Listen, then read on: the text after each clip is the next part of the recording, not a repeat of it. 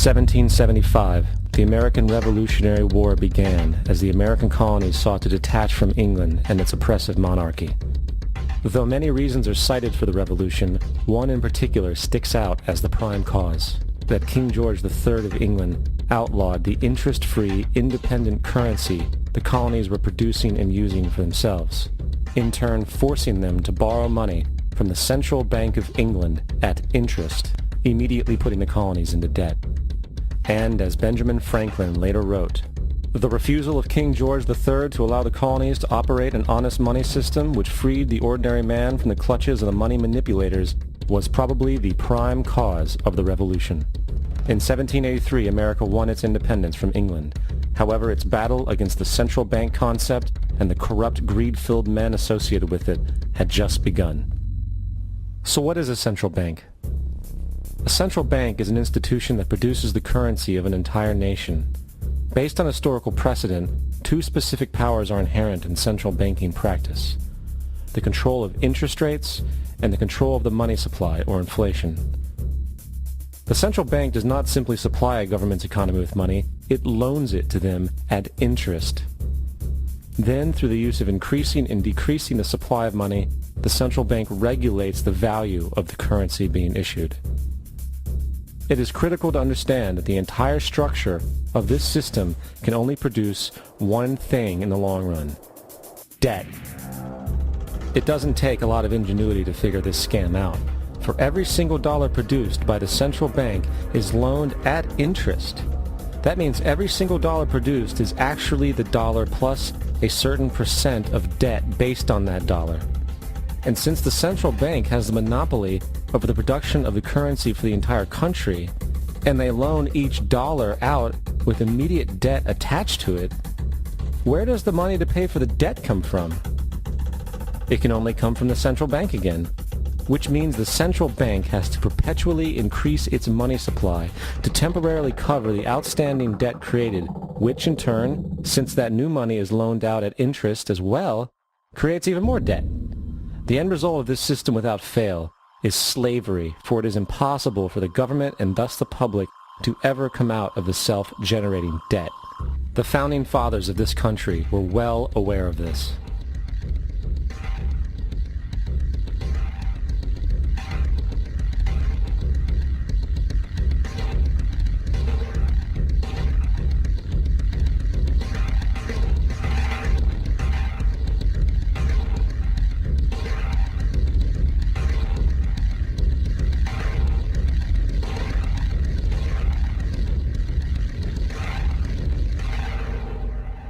By the early 20th century, the U.S. had already implemented and removed a few central banking systems, which were swindled into place by ruthless banking interests.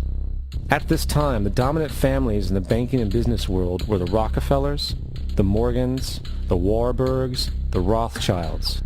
And in the early 1900s, they sought to push once again legislation to create another central bank.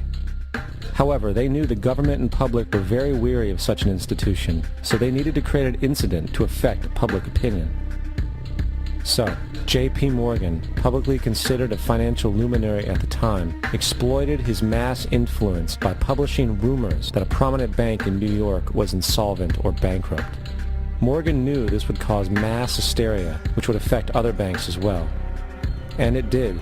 The public, in fear of losing their deposits, immediately began mass withdrawals. Consequently, the banks were forced to call in their loans, causing the recipients to sell their property, and thus a spiral of bankruptcies, repossessions, and turmoil emerged. Putting the pieces together a few years later, Frederick Allen of Life magazine wrote, "The Morgan interests took advantage to precipitate the panic, guiding it shrewdly as it progressed." Unaware of the fraud, the Panic of 1907 led to a congressional investigation headed by Senator Nelson Aldrich, who had intimate ties to the banking cartels and later became part of the Rockefeller family through marriage. The commission, led by Aldrich, recommended a central bank should be implemented so a panic like 1907 could never happen again. This was the spark the international bankers needed to initiate their plan. In 1910, a secret meeting was held at a J.P. Morgan estate on Jekyll Island off the coast of Georgia. It was there that the central banking bill called the Federal Reserve Act was written. This legislation was written by bankers, not lawmakers. This meeting was so secretive, so concealed from government and public knowledge that the 10 or so figures who attended disguised their names when en route to the island. After this bill was constructed, it was then handed over to their political frontman, Senator Nelson Aldrich, to push through Congress. And in 1913, with heavy political sponsorship by the bankers, Woodrow Wilson became president, having already agreed to sign the Federal Reserve Act in exchange for campaign support.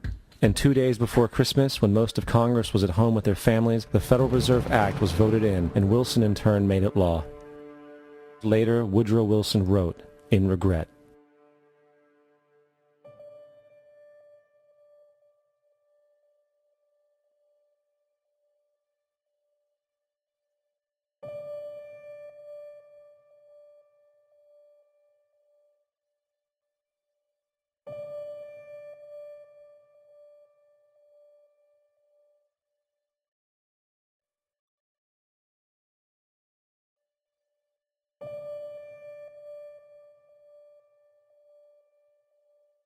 Congressman Louis McFadden also expressed the truth after the passage of the bill.